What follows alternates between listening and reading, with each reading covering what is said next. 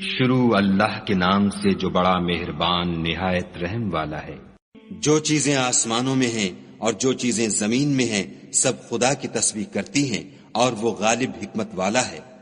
وہی تو ہے جس نے کفار اہل کتاب کو حشر اول کے وقت ان کے گھروں سے نکال دیا، تمہارے خیال میں بھی نہ تھا کہ وہ نکل جائیں گے، اور وہ لوگ یہ سمجھے ہوئے تھے کہ ان کے قلعے ان کو خدا کے عذاب سے بچا لیں گے، مگر خدا نے ان کو وہاں سے آ لیا جہاں سے ان کو گمان بھی نہ تھا، اور ان کے دلوں میں دہشت ڈال دی کہ اپنے گھروں کو خود اپنے ہاتھوں اور مومنوں کے ہاتھوں سے اجاڑنے لگے۔ تو اے بصیرت کی آنکھیں رکھنے والو، عبرت پکڑو، اور اگر خدا نے ان کے بارے میں جلا وطن کرنا نہ لکھ رکھا ہوتا تو ان کو دنیا میں بھی عذاب دے دیتا، اور آخرت میں تو ان کے لیے آگ کا عذاب تیار ہے۔ یہ اس لیے کہ انہوں نے خدا اور اس کے رسول کی مخالفت کی، اور جو شخص خدا کی مخالفت کرے تو خدا سخت عذاب دینے والا ہے۔ مومنوں، کھجور کے جو درخت تم نے کاٹ ڈالے یا ان کو اپنی جڑوں پر کھڑا رہنے دیا سو خدا کے حکم سے تھا، اور مقصود یہ تھا کہ وہ نافرمانوں کو رسوا کرے۔ اور جو مال خدا نے اپنے پیغمبر کو ان لوگوں سے لڑائی بھڑائی کے بغیر دلوایا ہے اس میں تمہارا کچھ حق نہیں، کیونکہ اس کے لیے نہ تم نے گھوڑے دوڑائے نہ اونٹ، لیکن خدا اپنے پیغمبروں کو جن پر چاہتا ہے مسلط کر دیتا ہے، اور خدا ہر چیز پر قادر ہے۔ جو مال خدا نے اپنے پیغمبر کو دیہات والوں سے دلوایا ہے وہ خدا کے اور پیغمبر کے قرابت والوں کے اور یتیموں کے اور حاجت مندوں کے اور مسافروں کے لیے ہے، تاکہ جو لوگ تم میں دولت مند ہیں انہی کے ہاتھوں میں نہ پھرتا رہے۔ سو جو چیز تم کو پیغمبر دیں وہ لے لو، اور جس سے منع کریں اس سے باز رہو، اور خدا سے ڈرتے رہو، بے شک خدا سخت عذاب دینے والا ہے۔ اور ان مفلسان تارک الوطن کے لیے بھی جو اپنے گھروں اور مالوں سے خارج اور جدا کر دیے گئے ہیں، اور خدا کے فضل اور اس کی خوشنودی کے طلبگار اور خدا اور اس کے پیغمبر کے مددگار ہیں، یہی لوگ سچے ایماندار ہیں۔ اور ان لوگوں کے لیے بھی جو مہاجرین سے پہلے ہجرت کے گھر یعنی مدینے میں مقیم اور ایمان میں مستقل رہے، اور جو لوگ ہجرت کر کے ان کے پاس آتے ہیں ان سے محبت کرتے ہیں، اور جو کچھ ان کو ملا اس سے اپنے دل میں کچھ خواہش اور خلش نہیں پاتے،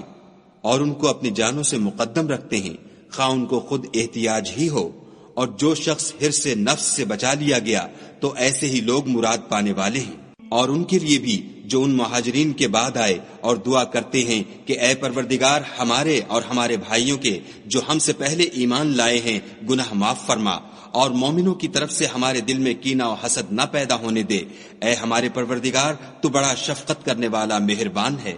کیا تم نے ان منافقوں کو نہیں دیکھا جو اپنے کافر بھائیوں سے جو اہل کتاب ہیں کہا کرتے ہیں کہ اگر تم جلا وطن کیے گئے تو ہم بھی تمہارے ساتھ نکل چلیں گے، اور تمہارے بارے میں کبھی کسی کا کہا نہ مانیں گے، اور اگر تم سے جنگ ہوئی تو تمہاری مدد کریں گے، مگر خدا ظاہر کیے دیتا ہے کہ یہ جھوٹے ہیں۔ اگر وہ نکالے گئے تو یہ ان کے ساتھ نہیں نکلیں گے، اور اگر ان سے جنگ ہوئی تو ان کی مدد نہیں کریں گے، اور اگر مدد کریں گے تو پیٹھ پھیر کر بھاگ جائیں گے، پھر ان کو کہیں سے بھی مدد نہ ملے گی۔ مسلمانوں، تمہاری ہیبت ان لوگوں کے دلوں میں خدا سے بھی بڑھ کر ہے، یہ اس لیے کہ یہ سمجھ نہیں رکھتے۔ یہ سب جمع ہو کر بھی تم سے بالمواجہ نہیں لڑ سکیں گے،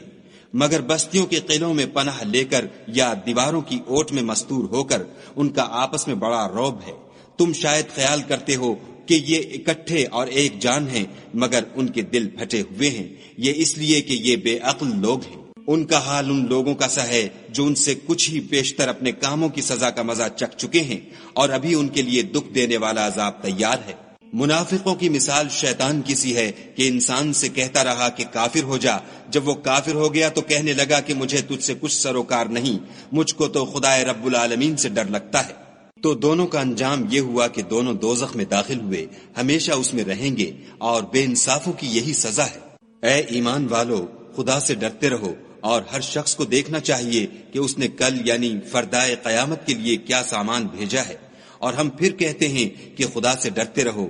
بے شک خدا تمہارے سب اعمال سے خبردار ہے۔ اور ان لوگوں جیسے نہ ہونا جنہوں نے خدا کو بھلا دیا تو خدا نے انہیں ایسا کر دیا کہ خود اپنے تئیں بھول گئے، یہ بد کردار لوگ ہیں۔ اہل دوزخ اور اہل بہشت برابر نہیں، اہل بہشت تو کامیابی حاصل کرنے والے ہیں۔ اگر ہم یہ قرآن کسی پہاڑ پر نازل کرتے تو تم اس کو دیکھتے کہ خدا کے خوف سے دبا اور پھٹا جاتا ہے، اور یہ باتیں ہم لوگوں کے لیے بیان کرتے ہیں تاکہ وہ غور کریں۔ وہی خدا ہے جس کے سوا کوئی معبود نہیں، پوشیدہ اور ظاہر کا جاننے والا، وہ بڑا مہربان نہایت رحم والا ہے۔ وہی خدا ہے جس کے سوا کوئی عبادت کے لائق نہیں، بادشاہ حقیقی، پاک ذات ہر عیب سے، سلامتی امن دینے والا، نگہبان، غالب، زبردست بڑائی والا۔ خدا ان لوگوں کے شریک مقرر کرنے سے پاک ہے۔ وہی خدا تمام مخلوقات کا خالق،